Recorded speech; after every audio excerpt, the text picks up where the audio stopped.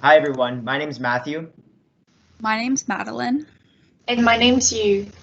and this is our presentation on PPE for us.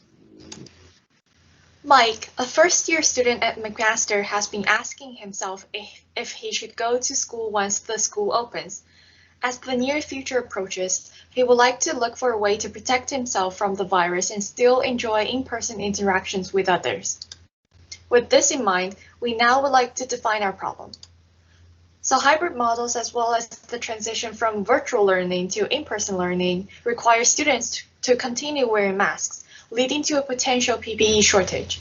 Here's the following evidence. So scientists predict that COVID-19 will likely be coming back seasonally. In future, SARS-CoV-2 outbreaks would arrive in waves every winter. What's more, the combination of COVID-19, flu, and other pathogens in autumn and winter could be challenging. Therefore, masks are required until then. At the beginning of the second wave of the pandemic, around 1 year ago, my brother and I decided to design an alternative for an N95 mask for frontline workers like our parents in the situation of PPE shortages. So what was our design and how did it work?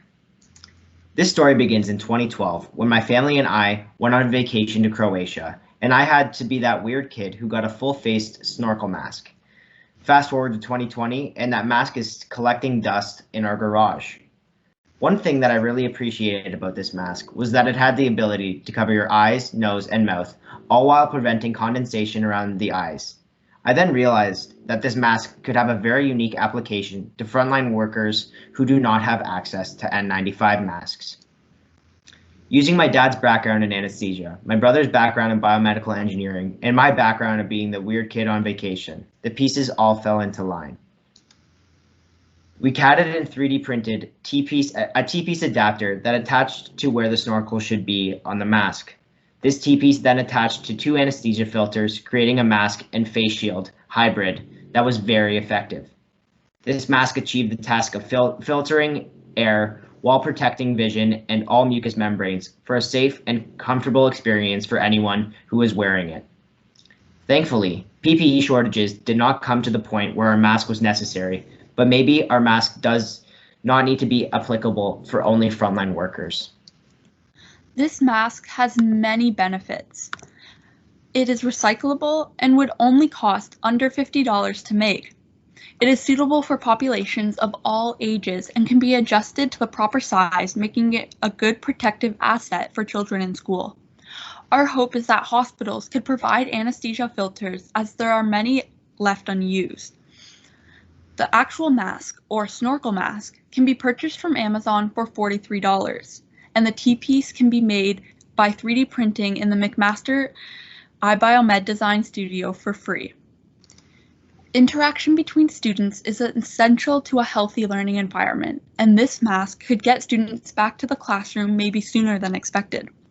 Especially for young children, socialization is essential to the development of sense of self and social skills, helping children to learn how to interact with others and leave the egocentric phase.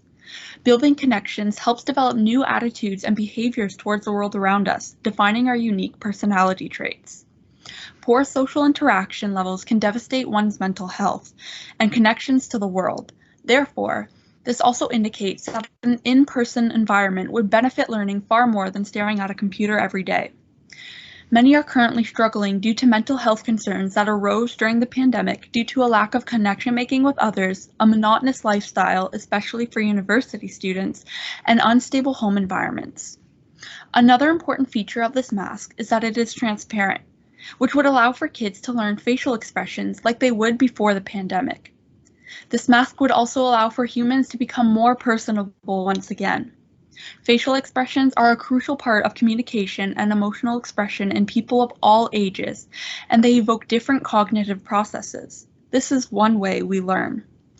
Overall, this innovative mask would allow for a smoother transition to in-person learning in the classroom and eventually a lecture hall. Mike would enjoy his in-person studying experiences with his peers in a safe environment while wearing his DIY mask.